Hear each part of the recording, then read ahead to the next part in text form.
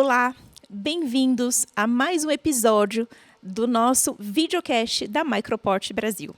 Aqui é o nosso lugar para falarmos de questões importantes da saúde e também explorarmos inovações que estão moldando o futuro do nosso país. Hoje, nós temos um episódio muito especial com um convidado que eu particularmente estou muito feliz em apresentar para vocês. Ele realmente desenvolveu um papel central na nossa saúde do Brasil recentemente. Dr. Marcelo Queiroga. Ele recentemente também escreveu uma autobiografia de um livro intitulado Queiroga, o médico, o homem, o médico e a pandemia, a superação da emergência em saúde, na qual compartilha sua perspectiva sobre uma série de questões importantes. Dr. Queiroga é médico, cardiologista, intervencionista, já esteve à frente da Sociedade Brasileira de Cardiologia Intervencionista do Brasil, já esteve à frente da Sociedade Brasileira de Cardiologia Clínica e, nos últimos anos, esteve à frente do Ministério da Saúde do Brasil. Dr. Queiroga, muito bem-vindo, é um grande prazer tê-lo conosco hoje. Obrigado, Mirângela. O prazer é meu em reencontrá-la e agora nessa nova missão à frente da Microport, que com certeza terá um resultado muito positivo para o nosso Brasil. Muito obrigada. Olha, nós temos muito que conversar, acho que vai ser uma conversa muito interessante, mas eu gostaria de começar te fazendo um convite para voltar a poucos anos atrás, não muitos assim, eu sei, de quando você era um jovem que tinha um grande interesse por medicina. Como é que surgiu isso, Dr. Queiroga? O que te despertou? Quais foram suas inspirações para se tornar um médico? Bom, meu pai era médico, né? Naturalmente que a minha maior influência para ser médico veio da minha própria casa, né? Meu pai nasceu numa pequena cidade no interior da Paraíba e, por intermédio da medicina, ele progrediu na vida, criou a sua família e sempre foi a nossa referência, né? E a minha especialidade, a cardiologia, foi também em função da área de atuação dele, que era justamente na cardiologia. Ótimo. E cardiologia é uma especialidade muito específica, né? Na medicina nós temos uma série delas. Foi só pela inspiração por seu pai ou algo mais te chamou a atenção por querer esta especialidade? Não, naturalmente, quando nós ingressamos no curso médico, né, a medicina é um ofício, né, não digo nem uma profissão, é um ofício voltado para servir as pessoas, né? Tanto que a nossa arte é uma arte hipocrática. E durante o curso médico, nós acabamos tendo contato com as diversas áreas, as grandes áreas, a medicina interna, a cirurgia, a parte de ginecologia, obstetrícia, pediatria, saúde pública, e foi natural para mim a medicina interna e a cardiologia. E nesse processo, teve alguém assim que, além do seu pai, fosse o teu mentor, ou alguém que você pudesse falar, um dia eu gostaria de trilhar esse caminho? Você sabe que quando eu era garoto, né, eu verificava as enciclopédias na minha casa e tinha grandes personalidades como o professor Zerbini, né? E eu achava aquele nome, Euríclides, um nome estranho, né?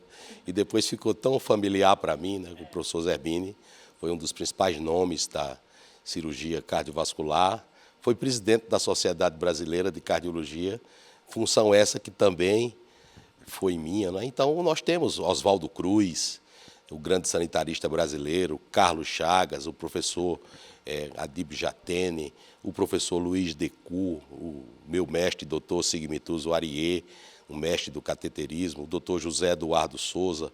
Então, são grandes nomes da medicina cardiovascular brasileira que acabam influenciando os jovens cardiologistas. E, baseado em toda essa experiência, como você acha que ser um médico, ser um cardiologista, já ter tido experiência à frente, né, da gestão de grandes sociedades médicas, como a que mencionamos há pouco, te ajudou nessa posição de ministro da Saúde? Na realidade, eu fui o 50º ministro da Saúde do Brasil, né? O Ministério da Saúde, essa semana, completou 70 anos. E nenhum dos 40 que me antecederam, Mirângela, enfrentaram uma situação parecida com que eu enfrentei. Por quê? Porque eu enfrentei a pandemia de Covid-19, a maior emergência de saúde pública que o mundo e o Brasil já viu, né? Voltando um pouco ao passado, eu fiz o 6º ano de medicina na Santa Casa de Misericórdia do Rio de Janeiro, né? Um hospital tradicional, que infelizmente hoje é uma sombra do que foi no passado. E eu morava no Leme, e eu ia de ônibus para Santa Casa, né? Pegava o ônibus 472, e em nenhum sonho meu estava que eu seria presidente da Sociedade Brasileira de Cardiologia, que eu seria ministro de Estado da Saúde, né? O destino é que nos coloca nesse tipo de posição. E, sem dúvida, a minha vivência, né, o que eu vivi como médico, assistente, como líder associativo, foi importante no desempenho da minha função pública. E eu estava pensando aqui, né, o SUS, né, o Sistema Único de Saúde, ele é um sistema desafiador, complexo, mas também cheio de possibilidades, né? A gente falava há pouco de que, comparado a outros países do mundo, é um sistema que tem, sim, muita coisa boa e a ser copiado, né? Me conta um pouquinho da tua visão, depois de ser ministro, desse nosso Sistema Único de Saúde. O que você diria sobre isso, doutor Queiroga? Bom, curiosamente, eu me formei em 1988, né? E 1988 foi o ano em que foi promulgada a Constituição Federal da República Federativa no Brasil. E essa Constituição, dita como cidadã, ela consagrou a saúde como um direito fundamental. A saúde, a educação, né? E a Constituição, hoje, felizmente, todos sabem que a saúde é um direito de todos e um dever do Estado, garantido mediante políticas sociais e econômicas, né? É o principal instrumento de justiça social do Brasil. Isso ficou provado durante a pandemia. O Brasil tem 5.570 municípios, e eu posso dizer a você, Mirângela, e você sabe, porque você também é da área de saúde, como enfermeira, você sabe, onde há Brasil, há SUS.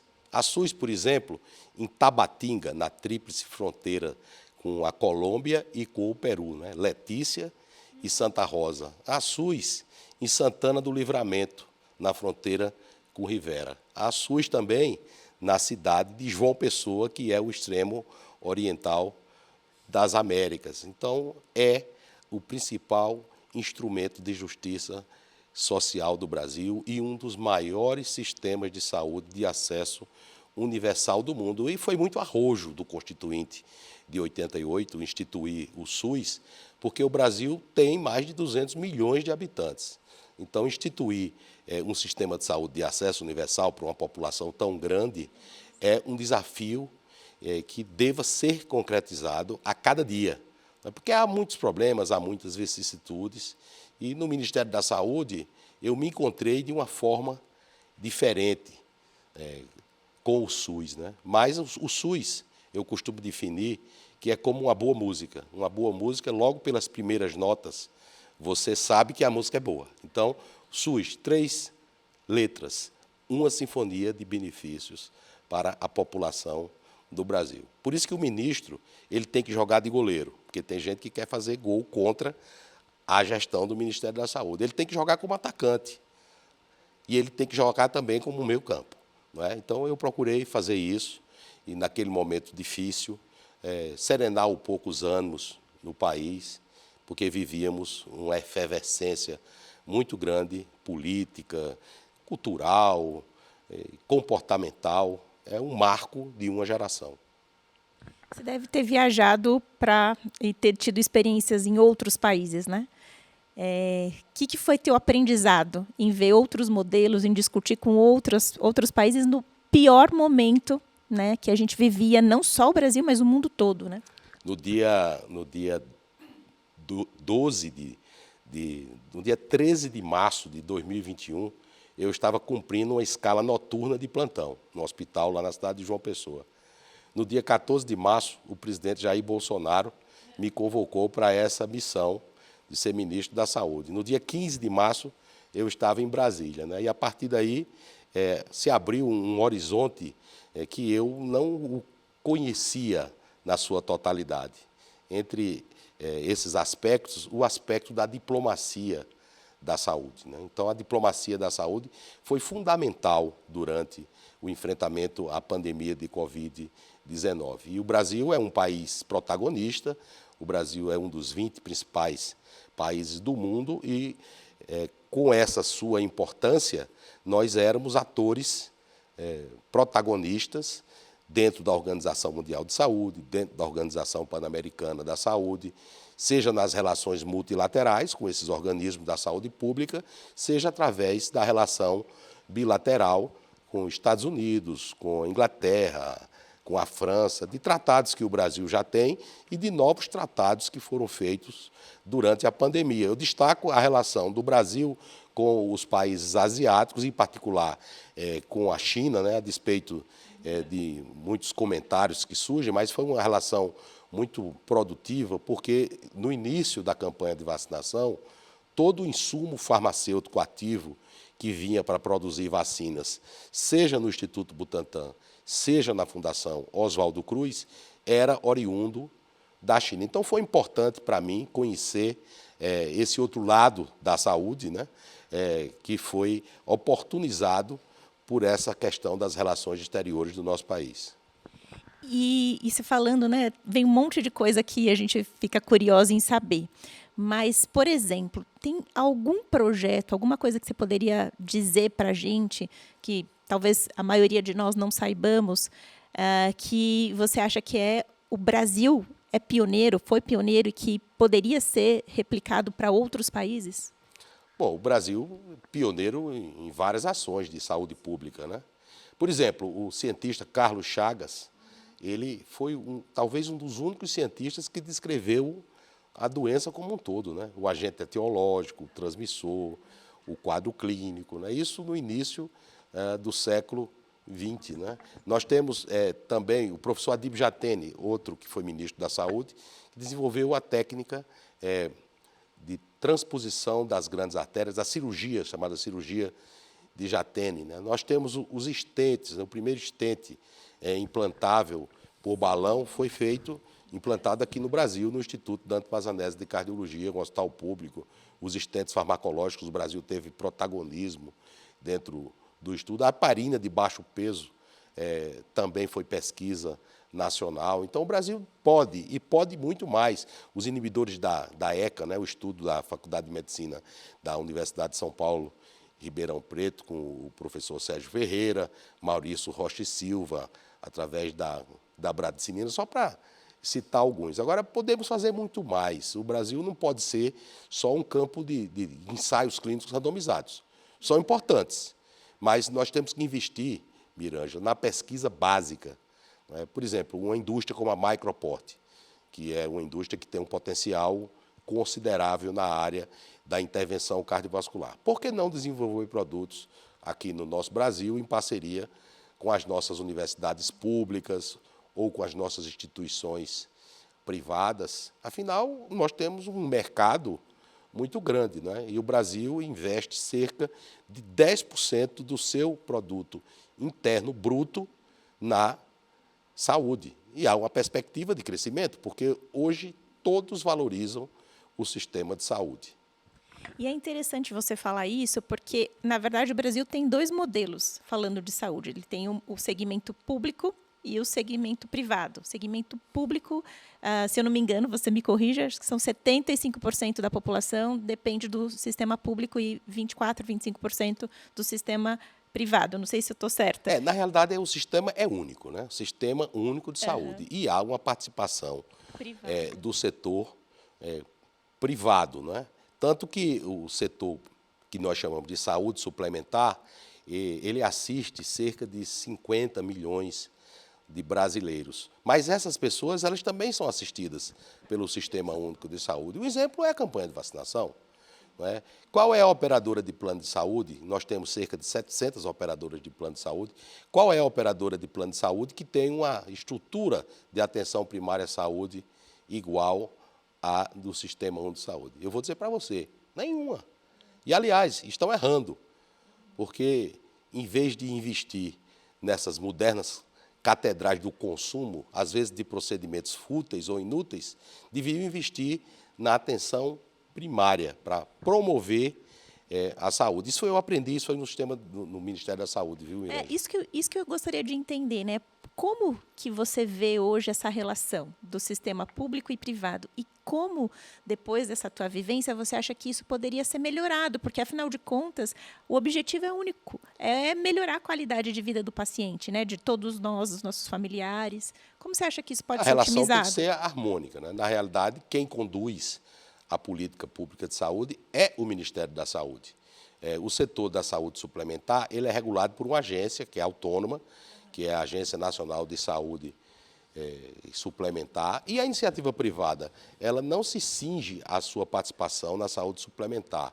Ela também presta serviço ao SUS. Por exemplo, as instituições filantrópicas, né, elas prestam assistência especializada ao SUS, mas também poderiam prestar assistência na atenção primária.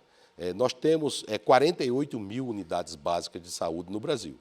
Não é? Então, essas unidades básicas de saúde, a gestão não é impositivo que seja só pública.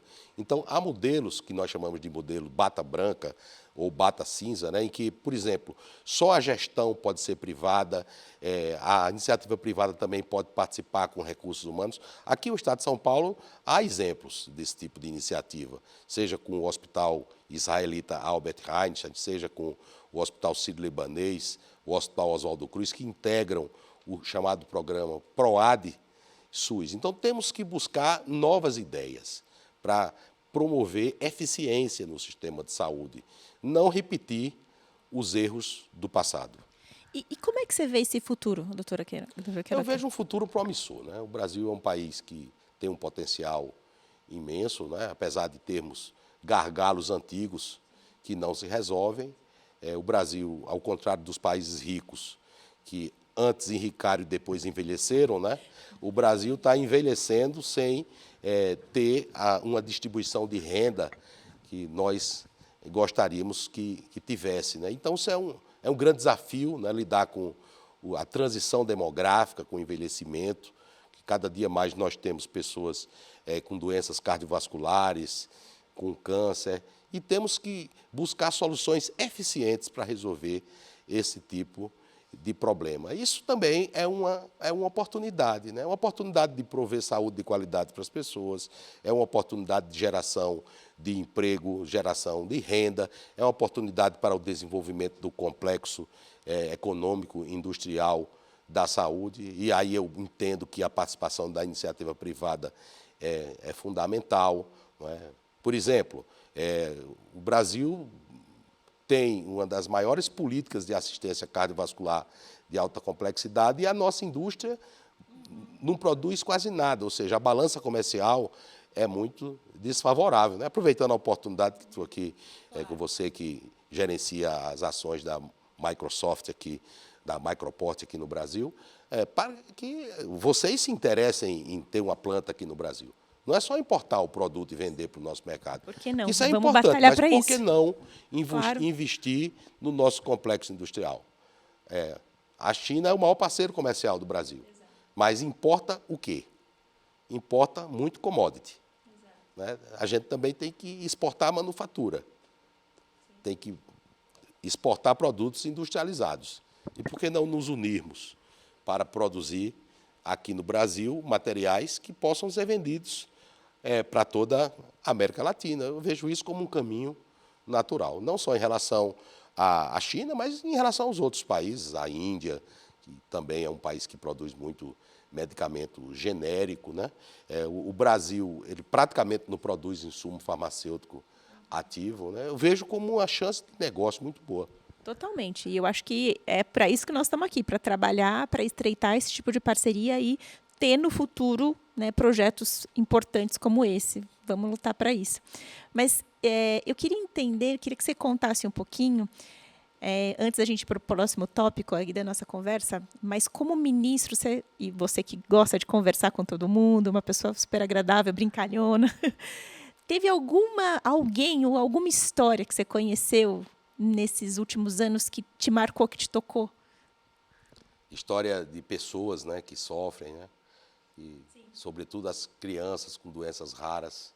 Eu tive a oportunidade, como ministro, de criar, pela primeira vez, uma política de acesso gerenciado de risco para drogas inovadoras, para terapia gênica, por exemplo, para tratamento de doenças raras. E você passa a lidar, no meu caso, que sou especialista em cateterismo, né, a coronária tem 3 milímetros. Né? Eu vivia num universo milimétrico, às vezes enjaulado na bifurcação por um estente. Né? E quando você lida com um sistema de saúde, você passa a ter uma visão diferente, né? Conhecer os problemas das pessoas. Né? Nós temos que nos sensibilizar com o sofrimento daqueles que precisam. Né? Aliás, um dos princípios que regem as profissões da área de saúde é o princípio da beneficência. Né? Então, pude conviver com essas realidades num país tão diverso como é o Brasil e tomar lições para a minha vida. Né? Eu deixei registrado nesse livro, é um livro autobiográfico, é algo que não é simples de fazer, né? Porque você tem que, de certa maneira, fazer uma autoavaliação do que você fez na sua vida, né? E não pode exagerar muito das cores, né? Eu procurei sempre mostrar as minhas inquietações, muito mais o que eu não consegui fazer do que o que eu consegui fazer como ministro da Saúde. Né? Eu penso que procurei dar a minha contribuição. Quando eu assumi o Ministério da Saúde, nós tínhamos uma média móvel de óbitos por Covid-19 de mais de 3.600 casos por dia. Né? E nós conseguimos, durante a nossa gestão, reduzir em mais de 90% o número de óbitos. E as pessoas às vezes perguntam, mas como você aceitou essa missão tão difícil? E eu aceitei porque eu tinha muita fé no Sistema Único de Saúde. Né? E quando eu cheguei lá, não tinha vacina no mundo, né? Era uma dificuldade com vacina. E a iniciativa privada dizia que ia comprar vacina. Felizmente não comprou nenhuma dose, né? Porque todas foram adquiridas com os recursos do imposto que você paga, do que eu pago, com recursos públicos, né? E foram fundamentais para o controle da pandemia. Imagino. Olha, vai ficar para a história. Já ficou, né, Dr. Queiroga?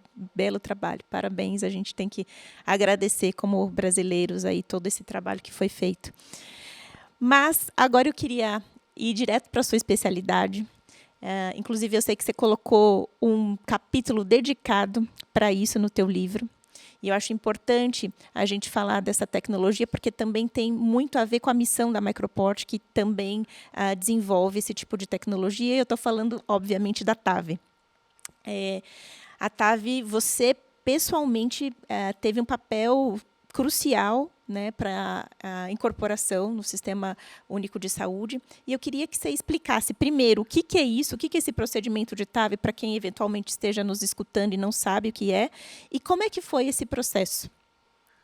Bom, essa questão da terapia valvar por catéter é uma nova fronteira da medicina cardiovascular, muito instigante, né? Sim. A primeira vez que eu vi falar nesse tratamento foi em 2002, em um evento no congresso que acontece em Paris, né? Naquele tempo chamava de PCR, né? E o Dr. Cribier, um médico francês, fez o primeiro implante dessa válvula. E eu achei que aquela coisa era meio maluca ali. Eu achei que aquele negócio não ia dar muito certo, porque colocar imagina um catéter, você né? fazer Jogar um na implante de uma válvula por um procedimento de bem ousado, né? cateterismo, né? E quem lida com os procedimentos cirúrgicos sabe das peculiaridades de fazer a substituição cirúrgica de uma válvula aórtica, né? E outro ponto que me chamou a atenção era que esse tratamento se destinava a indivíduos idosos. E a doença, a estenose aórtica, era uma doença esquecida, né? Porque o idoso, de uma maneira geral, já é esquecido, né? Cecília Meirelles, lá no século passado, dizia: como se morre de velhice, de acidente ou de doença, morro de indiferença. Então, as pessoas esquecem seus idosos. E os que têm estenose aórtica, ninguém sabia nem o que é isso, estenose aórtica, né? Uma doença que, quando começa a causar sintomas, a situação de óbito está próxima. Então, aquilo me interessou muito. E quando eu assumi a presidência da Sociedade Brasileira de Cardiologia Intervencionista, uma década depois, esses dispositivos obtiveram o registro na Agência Nacional de Vigilância Sanitária, né? E quando se obtém o registro na Agência de Vigilância Sanitária, já pode ser praticado no país, embora a tecnologia ainda não estando devidamente incorporada no sistema de saúde. E eu me interessei pela incorporação de tecnologias na saúde, que é fundamental que seja precedida de uma avaliação dessa tecnologia. Eu passei a estudar como é que se fazia isso no Sistema Único de Saúde, né? E a partir desse entendimento, naturalmente, um entendimento que foi expandido para as outras áreas. Então, nós trabalhamos para validar essa técnica como um procedimento não experimental no Brasil, que esse reconhecimento é feito pelo Conselho Federal de Medicina.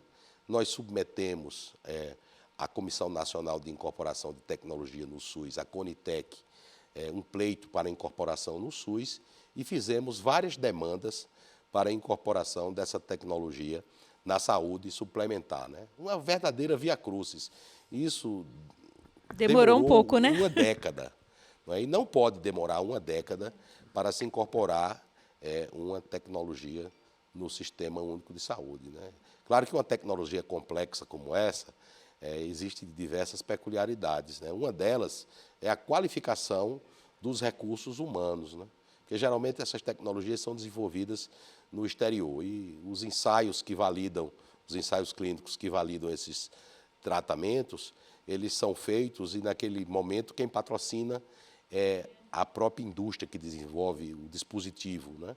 E é validado no exterior, vem para o Brasil, então começa a dificuldade de financiamento desses procedimentos, o custo é elevado, né? Então, treinamento da equipe de profissionais, a questão do convencimento dos sistemas de saúde acerca da apropriação da técnica, né? A avaliação pelas autoridades regulatórias em relação ao financiamento, que tem a ver com a segurança, com a eficácia, com a efetividade e com a custo-efetividade, né? Então, o destino terminou por caminhos diferentes e imprevisíveis, me colocando à frente do Ministério da Saúde, e foi justamente na nossa gestão que essa tecnologia foi incorporada ao Sistema Único de Saúde. E eu procurei fazer de uma maneira técnica, aliás, não é o ministro que diz, eu quero esse tratamento, ou eu quero aquele outro Eu ia te tratamento. perguntar, Não, desculpa,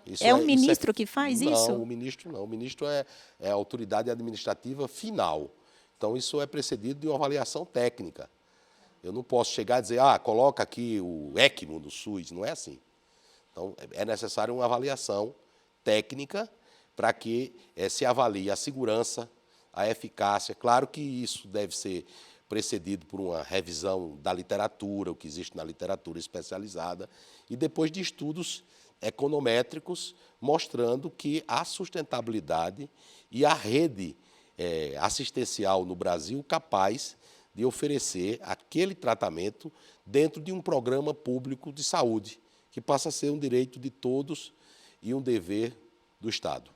E quais são os benefícios especificamente para a TAV de ter sido aprovada no Sistema Único? E acho que você podia aproveitar para falar um pouquinho, né, da aprovação de novas tecnologias em si, né? Porque, como você disse, demora, muitas vezes demora, porque entendo que é um processo longo de análise e tudo mais, mas quanto mais demora também, mais faz falta no dia a dia para tratar os pacientes. Então, quais são esses benefícios, Então, Dr. no Queiroga? caso da terapia valvar por catéter, foi aprovada no SUS para um universo mais restrito de pacientes, né? Nós sabemos que no sistema de saúde dos países desenvolvidos, esse tratamento já tem um acesso mais abrangente. Mas o Brasil ainda está numa fase inicial, ainda nós não temos centros que tenham autonomia para realizar esses procedimentos com os resultados que a literatura hoje mostra, né? Então, houve um retardo muito grande, isso já podia ter acontecido no passado, né? Então, são degraus, né? Você não vai subir a escada pelo último degrau.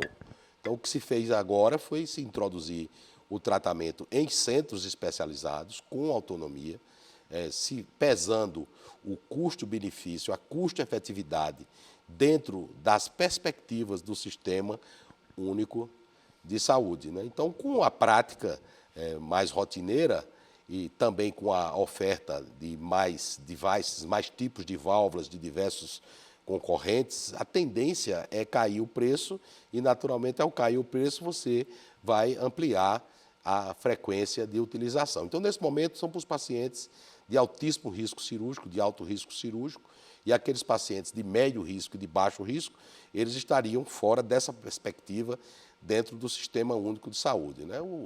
O problema do Brasil é que a válvula cirúrgica, o valor, ele é um valor relativamente baixo em comparação com o que se reembolsa por uma válvula cirúrgica no exterior. Então, a razão de custo-efetividade incremental, né, o que se incrementa para o sistema de saúde, é um valor acima do que o nosso sistema de saúde preconiza como sendo vantajoso para o Sistema Único de Saúde. Então, em parte, depende da queda dos preços.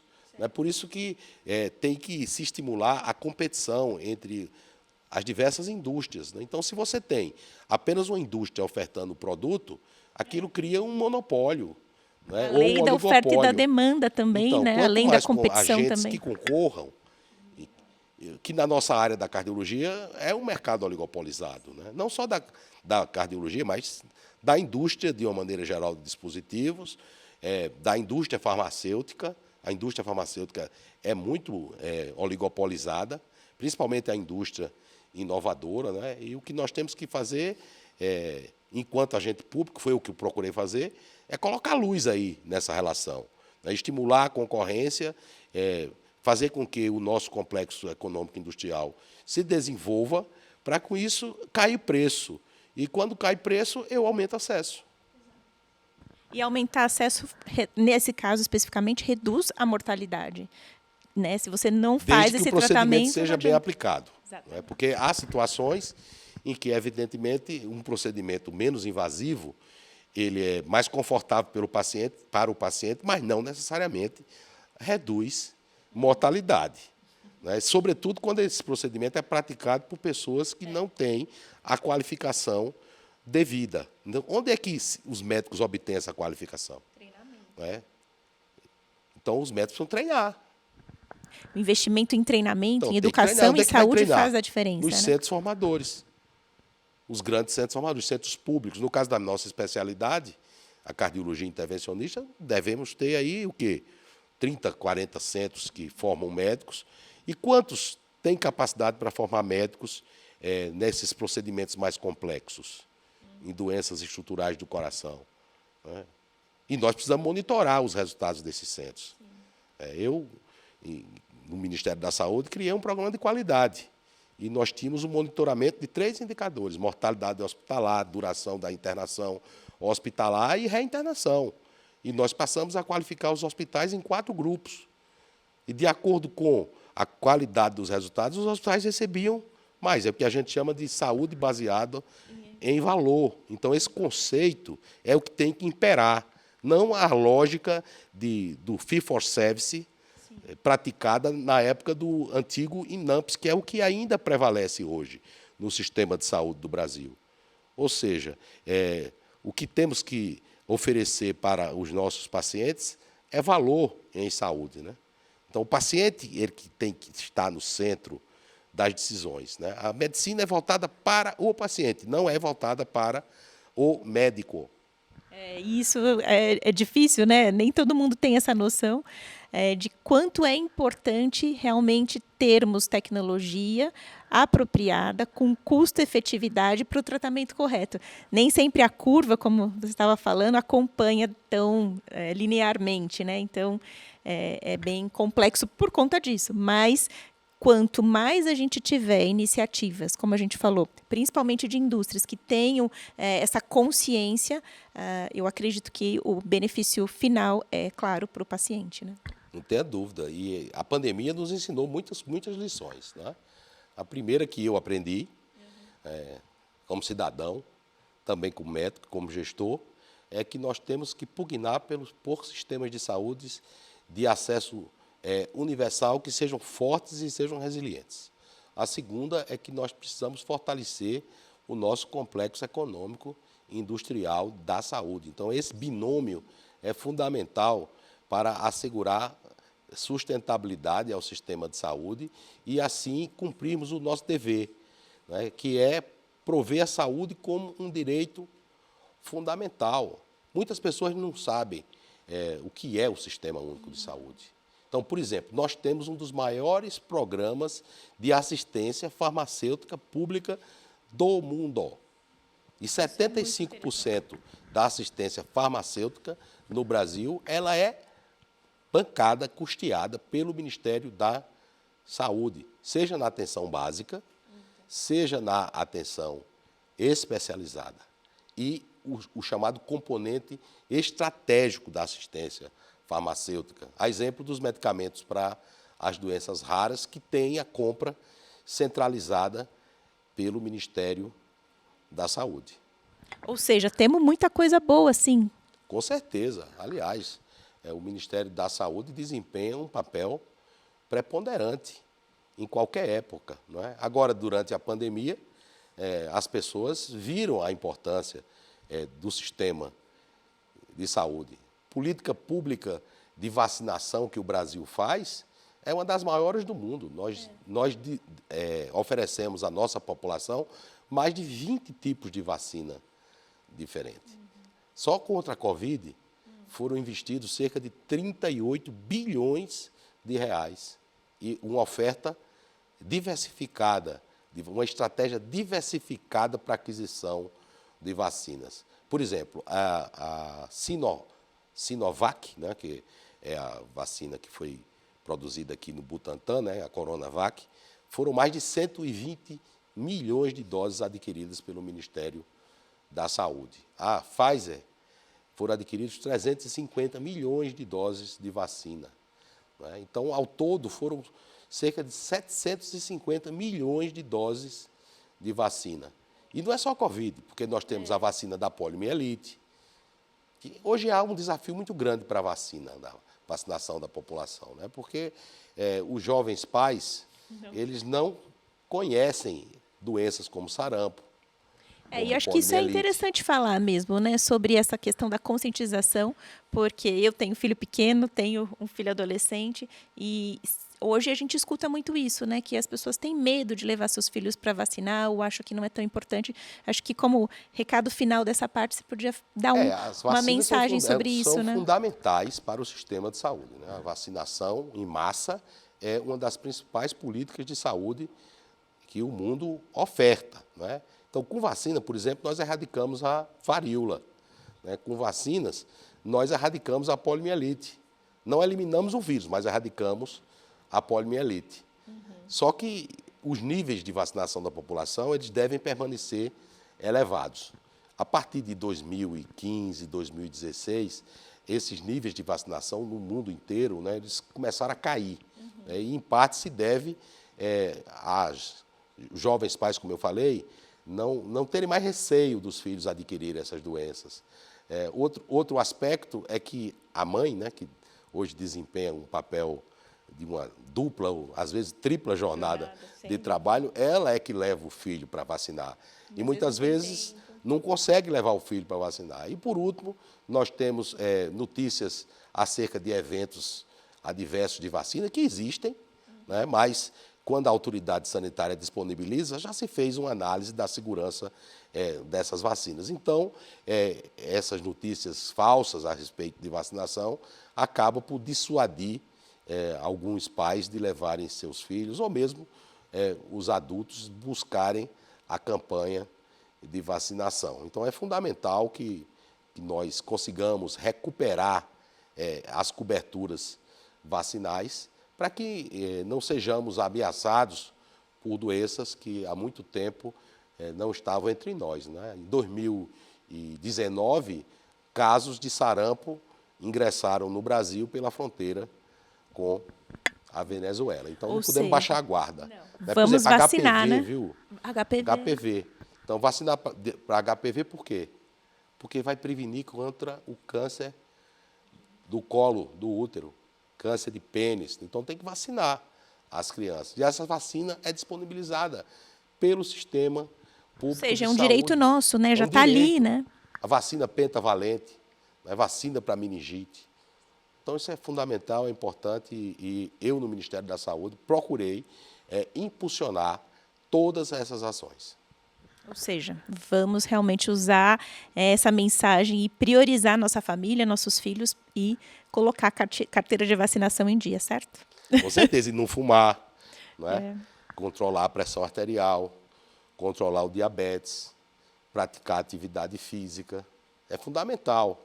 Né? Inclusive, o programa Previne Brasil, que mudou o modelo de remuneração do Sistema Único de Saúde na atenção básica, vinculou o repasse do piso da atenção básica para os municípios ao cumprimento de indicadores. Né? O primeiro deles é o cadastramento no Conecta SUS. Você vai no seu smartphone, você vai abrir o aplicativo, você tem tudo que você usou do Sistema Único de Saúde, está ali. Então, o Sistema Único de Saúde precisa conhecer os brasileiros. Eu duvido que alguém que tenha CPF, a Receita Federal não vá lá cobrar imposto. Então, isso tem que acontecer em relação ao Sistema Único de Saúde. Outra meta, verificar a pressão arterial da população. A outra, verificar a hemoglobina glicosilada. Estímulo à prática de atividade física, o pré-natal odontológico, a aplicação das vacinas regulares do Programa Nacional de Imunização. Então, atuando para fortalecer essas ações, nós vamos melhorar a expectativa de vida da população brasileira. Com certeza. Ótimo reforço, né? Porque parece que é tão óbvio, coisas que a gente sabe, mas colocar hábitos de vida saudáveis nem sempre é tão fácil. Mas quanto mais a gente fala disso, mais a conscientização vem, né, doutora Queiroga? Eu queria agora falar um pouquinho da tua autobiografia. Eu fiquei pensando, esse processo de decidir escrever sobre a tua história é um processo longo, profundo, e que imagino que tenha sido desafiador, porque quando, imagino, reviver tudo, deve também ter te trazido novas perspectivas do que realmente, de fato, aconteceu. Por que você tomou essa decisão de escrever a tua história? Logo que eu assumi o Ministério da Saúde, um amigo meu lá da Paraíba, foi governador, Cássio Cunha Lima, ele disse, pô, você devia todo dia que chegar em casa, você fazer uma espécie de um diário. Se você não quer escrever, você grava o que você fez durante o dia. Quando chegar no final do mandato, você vai ter lá um arsenal incrível e você vai fazer um livro aí contando as suas memórias. Né? Naturalmente que eu não consegui fazer isso, né? Mas quando acabei a minha missão no Ministério, no dia 31 de dezembro, tem o período da quarentena do serviço público, como a memória ainda estava fresca, eu resolvi fazer um registro da minha vida, né? Por isso que o título da autobiografia é Queiroga, porque as pessoas me chamam de Marcelo, né? Mas o Queiroga é um nome que é forte, né? E ficou, né? Aí eu falo o homem, né? Porque não aparece um ministro, não cai do céu, né? Então é uma pessoa que está ali, né? É um médico, né? E um médico na pandemia, porque na realidade a minha atuação na pandemia não começou quando eu estava no Ministério, eu estava à frente da Sociedade Brasileira de Cardiologia, né? Então, no livro eu começo falando sobre grandes vultos que me influenciaram, que já disse a você, o Carlos Chagas, o professor Adib Jatene, né? E depois, o dia mais importante para mim, na gestão à frente do Ministério da Saúde, foi o dia 17 de abril de 2022. Era um domingo de Páscoa, né? E eu escolhi esse dia para falar em cadeia nacional, por quê? O que significa a Páscoa? Significa uma passagem, né? Uma passagem para uma vida nova, né? Então, naquele momento, ao encerrar a emergência de saúde pública de importância nacional, um ano antes da OMS, e não foi um ato de vontade do ministro, porque pela minha vontade nem pandemia tinha ocorrido. Nós tomamos essa decisão baseada em dados técnicos, né? E eu discuti amplamente com os poderes constituídos, com o Congresso Nacional, com o Supremo, não para que eles validassem o que eu ia fazer ou não, mas para comunicá-los e ouvir a opinião, porque isso era uma atitude que dependia do ministro. Então, tive que ter coragem para tomar aquela decisão, né? Eu tive o apoio do presidente da República, dizia Balzac que coragem é o sentimento que não admite hipocrisia. O que aconteceu depois que nós encerramos a emergência de saúde pública? Alguns diziam, e muitos críticos, eu não me preocupo com crítica, sabe? Diziam que ia ter um colapso no sistema de saúde, que era muito precoce, que os estados precisavam de mais tempo porque precisavam combater a dengue. Ora, a SPIN, a Emergência de Saúde Pública, não foi instituída para combater a dengue. Foi instituída para preparar o sistema de saúde para enfrentar a Covid, né? E a partir desse fato concreto, o fim da SPIN, eu faço uma retrospectiva de toda a minha vida e depois falo sobre o que nós fizemos à frente do Ministério da Saúde. Uma das ações que eu julgo de grande relevância foi a regulamentação da saúde digital, né? Lembra que em 2018 a classe médica foi muito contra a saúde digital, que foi um debate muito acalorado, Proibido telemedicina, né? Então, Não era chegou a isso? teleconsulta, né? Não Teleconsulta, era a isso, telemedicina desculpa. em si. E na cardiologia é muito importante, né? E, por exemplo, o teleeletrocardiograma, ele amplia o acesso ao diagnóstico das síndromes coronarianas agudas, né? Que facilita você iniciar um tratamento precoce dos pacientes com trombolíticos, né? E nós criamos, dentro do Ministério da Saúde, a linha do cuidado do infarto agudo do miocárdio. Triplicamos os recursos para trombolíticos. De 15 milhões de reais por ano, nós elevamos para 45 milhões. E o objetivo é reduzir em cerca de 15% a mortalidade em função do infarto. Então, tudo isso eu conto no livro. Também alguns bastidores, né? Eu gosto... Tem alguma história que você queira dar um spoilerzinho aqui para a gente? Uma história engraçada, tem uma história a questão, interessante.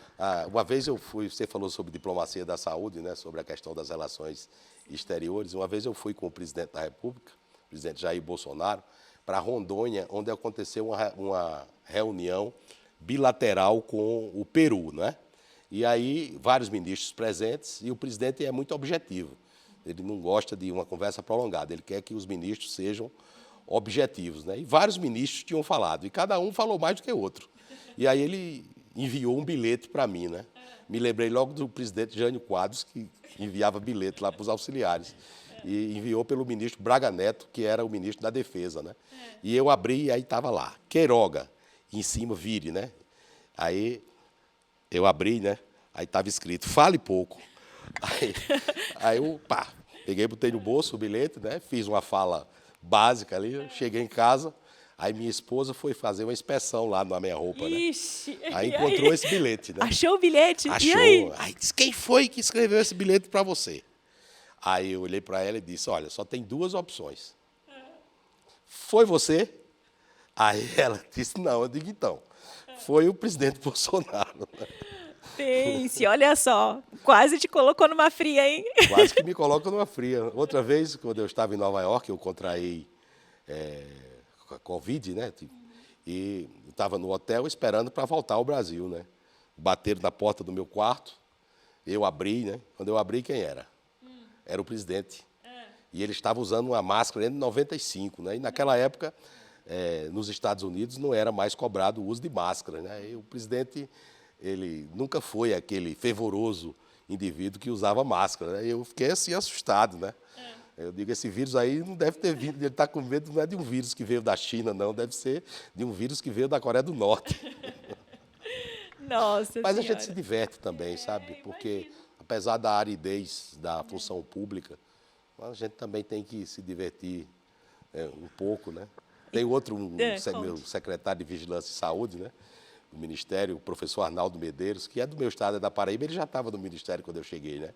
E aí, quando eu cheguei, ele foi falar comigo, né? E ele é formal, né? E a esposa dele é minha colega de turma, né? Estudou comigo no colégio, desde o Colégio Marista, lá em João Pessoa. Aí ele chegou e disse, senhor ministro, eu tenho certeza que o senhor não tem dúvida nenhuma da minha fidelidade ao senhor. Aí eu olhei para ele e disse, eu tenho dúvida da tua fidelidade à tua mulher, cara, quanto mais a mim. Eu imagino que deva ter sido muitos momentos de grandes desafios, mas também de muita alegria, de muitas comemorações, como você disse em todos esses dados. Acho que comemorar o fim da pandemia deve ter sido um dia assim que você não vai esquecer jamais, né? Mas É uma data que marca, né, Mirângela?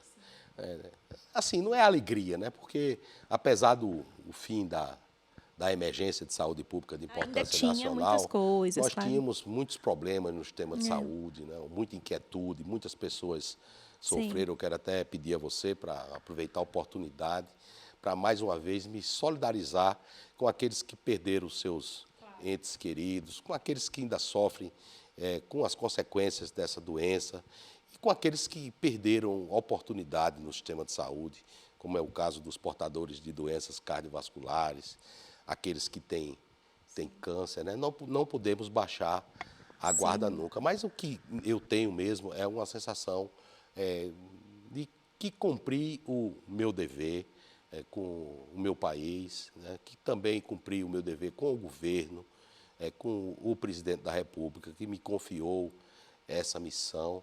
Você sabe que, como médico, o médico é um operador da confiança do paciente, né? A relação do médico com o paciente é uma relação entre a consciência do médico e a confiança do paciente. O que eu fiz quando cheguei ao Ministério, né, foi procurar conquistar a confiança do presidente, até porque eu exercia um cargo de confiança. Tanto que vocês podem verificar na mídia, não há um episódio sequer em que o presidente tenha me desautorizado. Por quê? Porque eu tinha a confiança dele, né? E para isso, a minha atuação como médico, eu acho que me ajudou, sabe? que mensagem, agora pensando, né, Torquenoga, você gostaria que... Acho que tem muitos aprendizados no teu livro, muitas informações, mas se tiver pelo menos uma mensagem que você gostaria de deixar para os seus leitores, qual seria? Bom, para os meus leitores, eu quero que eles realmente leiam o livro e façam Eu uma vou ler, análise viu? crítica Aliás, do que está fiquei escrito. muito feliz com o livro. Né, recebi aqui autografado esse presente aqui e parabéns mais uma vez. Mas eu A vou ler. mensagem é que a gente não deve desistir nunca, né? Deve buscar os nossos objetivos, acreditar na nossa capacidade, acreditar nas pessoas. Que o Brasil é um grande país, né? Nós temos um grande futuro. O Brasil não é só o país do futebol, como se dizia no passado, né? Atualmente a gente não está tendo tanto sucesso no futebol. Tem aí as nossas meninas que estão disputando o campeonato mundial feminino, né? E eu não quero assistir só um tempo do jogo, não.